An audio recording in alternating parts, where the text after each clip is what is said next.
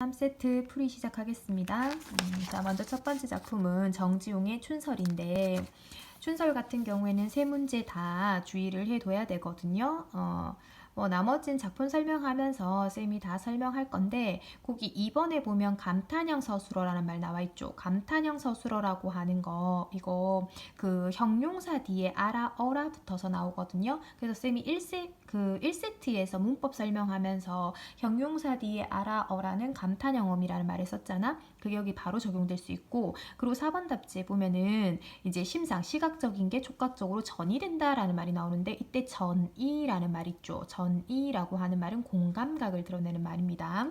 그래서 2번 문제에서는 설어라가 중의적으로 해석될 수 있다는 얘기를 해주고 있거든요. 그래서 이것도 그 해석이 어떻게 해서 서러워라가 되고 어떻게 해서 낯설어라가 되는지에 대해서 이제 언급을 해야 되는데, 이것도 작품 설명으로 설명하고, 그 다음에 3번 같은 경우에는 춘설 같은 경우에 그대로 해석하면은 이제 봄눈인데, 봄에 눈 내리는 건 추위와 관련되잖아요. 그러니까 이거는 보통은 긍정적인 의미로 받아들이기는 힘든데, 근데 이 작품에서는 춘설이 이제 봄이 오는 그런 생동감, 생명력 이런 걸 돋보이게 하는 소재, 배경으로 사용된단 말이야. 그래서 긍정적으로 해석이 된단 말이야. 그래서 그 춘설이 이제 기존에 있던 일반적인 인식과 다르게 참신한 발상으로 이제 시어의 의미가 부여되고 있다라는 거. 그리고 이렇게 봄눈이 긍정적인 의미로 해석되는 거는 김춘수의 샤갈의 눈 내리는 마을 있죠. 거기서도 3월에 내리는 눈이 이제 봄을 나타낸다라는 그런 표현이 나오거든요.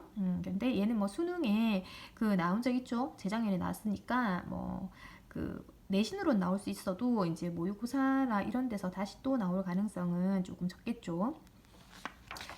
자, 그래서 작품이 나와 있는데, 자, 작품을 보자면 먼저 감상 포인트에 보면은, 자, 이 작품은 춘설이 내린 우수절은 이제 우수는 절기를 얘기하죠. 그러니까 입춘 다음이거든요. 그러니까 봄이 됐다는 거야. 초하루 아침, 그러니까 얘는 시간적 배경이 아침이에요.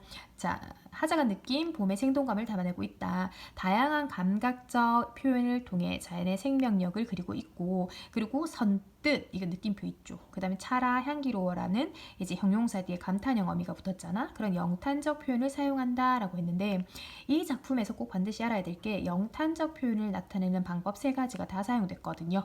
그래서 거기 보면은 하나, 둘, 셋, 넷, 다섯이죠. 5번째는 아라고 해서 감탄사도 사용되고 있고, 네모친 것들은 전부 다 형용사 뒤에 아라, 어라 붙은 감탄형 어미 사용된 거고, 그 다음에 선뜻에 보면은 느낌표도 사용되고 있잖아. 이런 것들이 다 영탄적 표현을 드러내는 표지가 될 수 있다. 그리고 춘설의 의미가 참신한 발상이라고도 얘기를 했죠. 자, 문 열자 선뜻인데, 이때 선뜻이라고 하는 거는 사전적 의미를 참고하자면 의태어거든요. 의태어, 뭐 깨끗하고 시원한 모양이다, 빠르고 시원스러운 모양이다 해서 의태어인데, 그래서 간혹 내신에서 이 선뜻을 음성 상징어에 대한 언급을 하는 경우가 있습니다. 자, 먼 산이 이마에 차다 했는데, 이거는 먼 산을 시각적으로 보는데 그걸 차다라고 표현하고 있잖아. 그래서 시각의 촉각과 그러니까 공감각이 드러나고 있다. 그리고 감탄형 서술어라고 할 수 있죠. 그러면 지금 눈 덮인 산을 보고서 얘는 이제 차가움을 느끼고 있어. 그리고 우수절, 바로 초하루, 아침, 시간적 배경, 새삼스레 눈 덮인 맷뿌리가 산봉우리죠. 서늘없고 빛난 이마바지하다 했는데, 이것도 산을 눈으로 보면서 이제 촉각적으로 느끼는 거기 때문에 시각의 촉각하라고 할 수 있습니다. 얼음 금가고 바람 새로 따르거니 봄이 오고 있는 모습이죠. 흰 했는데, 이때 흰이라고 하는 게 색채어잖아. 색채어. 자, 흰 옷고름 절로 향기롭다 했는데, 옷고름은 눈에 보이는 시각적인 거야. 근데 그걸 향기롭다라고 했으니까 얘는 시각의 후각화가 드러나고 있는 거죠. 그러니까 얘가 춘설이 예전에도 EBS 교재에 실린 적이 있는데, 그 전 풀이에서는 먼 산이 이마에 차라랑 서늘하고 빛난 이마 바지 하다는 좀 논란의 여지가 있기 때문에 얘는 공감각으로 낸 적이 없어. 근데 흰 옷고름 절로 향기롭다는 건 무조건 공감각으로 나왔었거든요. 그래서 시각의 후각화로 제시되어 있는 흰 옷고름 절로 향기로워는 반드시 인지하고 있어야 됩니다. 옹성거리고 살아난 양이 했는데, 이때 양이라고 하는 건 모양이죠. 모양. 자, 살아난 모습, 모양이 감탄사죠. 꿈과 끼에 설어라 했는데, 이때 설어라 같은 경우에 쌤이 지금 노란색으로 이렇게 밑줄 친 부분이 좀 중요한데, 설어라라고 하는 이 부분이 중의적으로 해석될 수 있거든요. 자, 거기 포인트 1번에 보면 나와 있는데 서러라는 서러워라라고 해석할 수도 있고 낯설어라라고도 해석할 수 있거든요. 근데 이거를 해석할 때 애들이 많이 헷갈려 해. 그래서 기준을 세워야 될 게 뭐냐면 옹송거리며 이제 살아나는 그 옹송거리며 그리고 살아난 양의 그 주체에 따라서 해석이 다양하게 해석된다고 생각하면 되거든요. 그러니까 옹송거리며 살아온 게 화자인 거야. 그러니까 지난 겨울 동안 화자가 옹송거리고 살아온 거지. 그러면은 그 화자가 옹송거리고 살아온 것이 서럽다 이렇게 해석할 수 있는 거고, 아니면 두 번째로 해석할 수 있는 거는 이때 옹송거리고 살아온 게 화자가 아니고 생명들인 거예요. 그러면은 겨울 동안 막 이렇게 옹송거리고 살아온 그 생명들이 봄이 되어서 막 이렇게 다시 살아날 거 아니야. 그래서 그 생명들이 이제 옹송거리고 살아왔다고 본다면 이건 낯설음으로 해석할 수 있는 거예요. 그래서 옹송거리고 살아난 양의 주체가 화자면 서러워라로 해석해야 되고, 그게 생명들이면 낯설어라로 해석하면 된다라고 생각하면 됩니다. 자, 그 다음에 뭐 여기 해설의 작품 전체에서 화제의 감정이 가장 직접적으로 나타난 하고 영탄적 표현했는데, 자, 이거는 그 어떤 시든지 감탄사가 나오면은 감정이 직접적으로 드러났다고 볼 수 있는 거야. 그러니까 그 자신의 감정, 느낌 이런 걸 탄식하듯이 드러내는 거기 때문에. 자, 그리고 미나리, 파릇한, 새순, 파릇한 도색체어라고 할 수 있겠죠. 고기, 입이 오물거리는 거 다 봄의 생동감과 관련되죠. 생동감, 생명력과 관련되는 거야.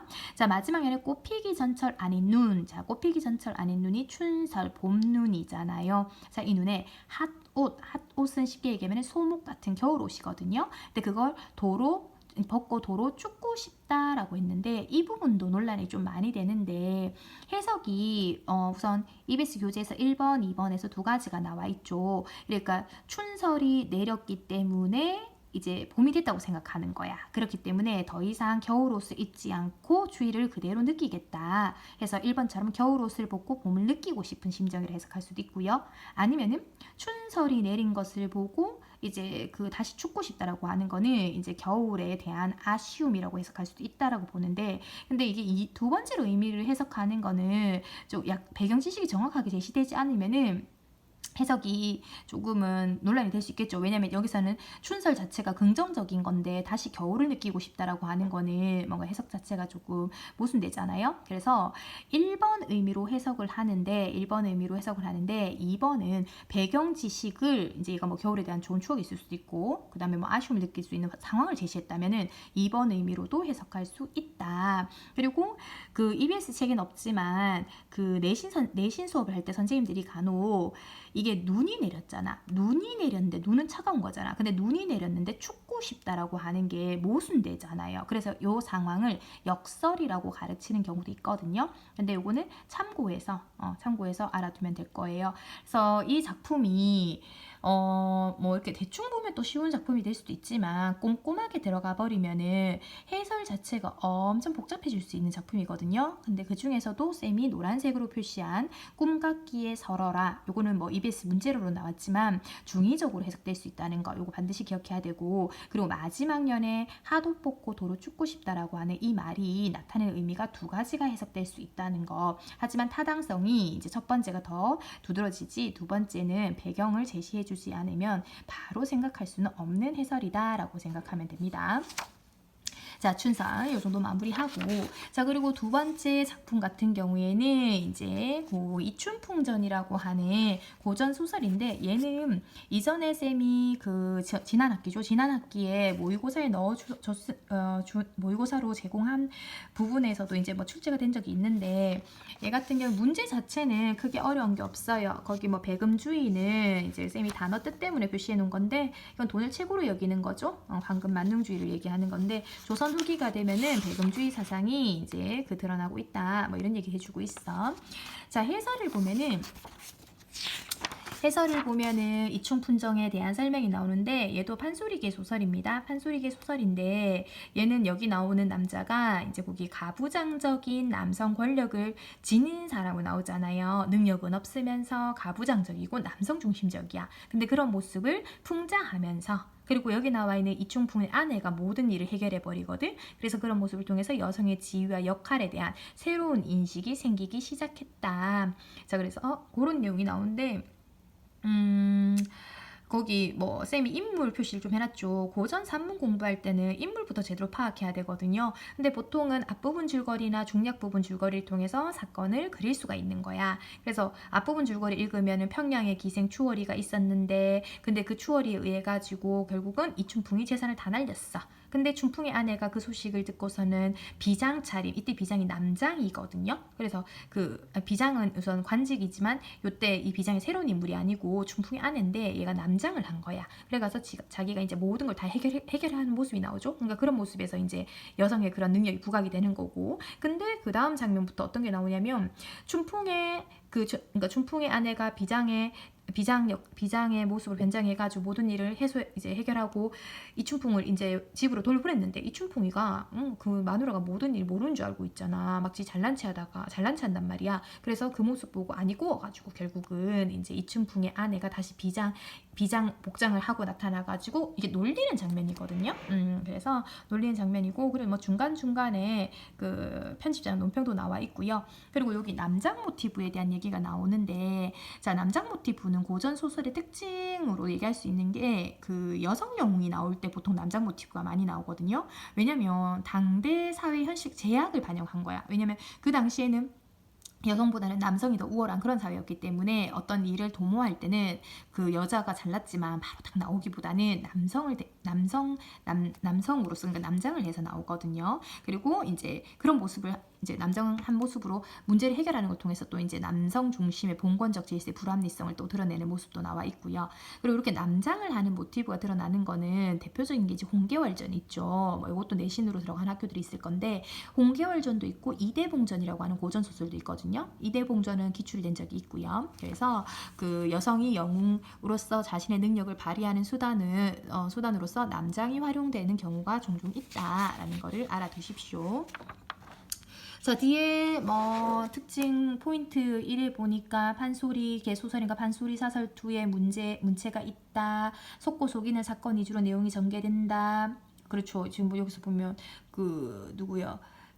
춘풍의 아내가 이제 이 춘풍을 구하기 위해 가지고 속이고, 그 다음에 또 춘풍은 돌아와서 또 아내한테 거짓말하는 모습이 나와 있었잖아. 그래서 그런 모습이 나오고, 그 다음에 두 인물의 상반된 생활 태도와 갈등이 결국은 주제를 드러내는 그런 역할을 한다. 이 춘풍이가 세모적인 인물이면 춘풍의 아내가 동그라미 인물이잖아. 그리고 밑에 뭐 세태 소설에 대해서 나왔는데, 세태 소설이라고 하는 거는 그 당시 풍속이나 세태를 소설에 반영시키는 거라고 생각하면 됩니다. 그래서 춘풍이는 어떤 인물이고, 그 다음에 김씨는, 이제 아내인 김씨는 어떤 인물이다, 뭐 이런 얘기가 나와 있네요. 그리고 밑부분에서는 여기 나와 있는 이제 이춘풍의 춘풍의 아내가 적극적이고 진취적이잖아요. 그래서 적극적이고 진취적인 측면이 어느 부분에서 드러나는지가 나와 있는데, 뭐 남편을 찾겠다 의지도 있고 계획적이었고 전략적인 사고의 소유자인데, 그런 모습이 이제 그 당시에 소극적인 여성상과는 대비된다는 얘기도 나와 있네요. 자, 그리고 이제 그 독서 지문 2개가 남았는데, 첫 번째 지문은 융의 분석 심리학, 그러니까 인문 지문이죠. 융 같은 경우에 융의 분석 심리학은요 계속 인문 지문으로 화제로 다뤄지고 있거든요. 옛날 같았으면 프로이트나 뭐 비고스키 뭐 이런 그 심리학자들이 나왔는데, 최근에는 계속 융의 심리학을 얘기해주고 있습니다. 읽어보면은 뭐 융 같은 경우에는 무의식을 긍정적으로 바라봤잖아요. 뭐 내면적 동반자라고까지 비유를 했단 말이야. 그리고 이제 그 무의식에 그 귀를 기울여야지만 자아를 실현할 수 있고, 그것이 건강한 삶이란 얘기까지 해주거든요. 그리고 무의식 같은 경우는 꿈이나 환상을 통해서 드러난단 말이야. 그래서 꿈과 환상을 분석하는 게 중요하다는 얘기를 해주거든요.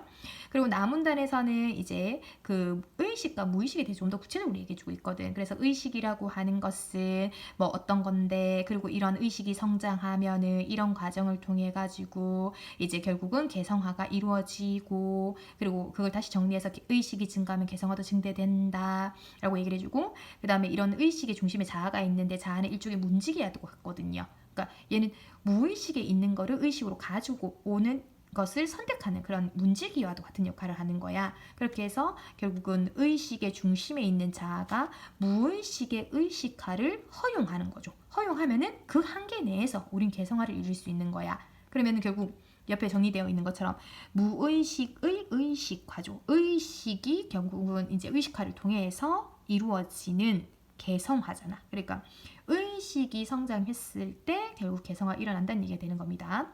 자, 그리고 다 부분 같은 경우에서는 이제 무의식이 개인 무의식이 있고 집단 무의식이 있다는 얘기를 해주고 있거든. 그래서 먼저 개인 무의식이라고 하는 것은 무엇입니다 하고 쭉 얘기를 해주고 있죠. 그리고 이런 개인 무의식이 결국 꿈을 만들어낸다는 얘기를 해주고 있어. 자, 그리고 집단 무의식이라고 하는 것은 무엇입니다 했는데, 집단 무의식은 모든 인간한테 있는 거죠. 모든 인간한테 공통적으로 있는 거라고 설명을 해주고 있어요. 자, 그리고 라 문단 같은 경우에는 대표적인 또 심리학자인 프로이트와 이제 그 비교 대조하고 있는데, 둘 다 무의식을 얘기했거든요. 또 과거를 얘기한단 말이야, 둘 다. 근데 프로이트 같은 경우는 무의식이라든지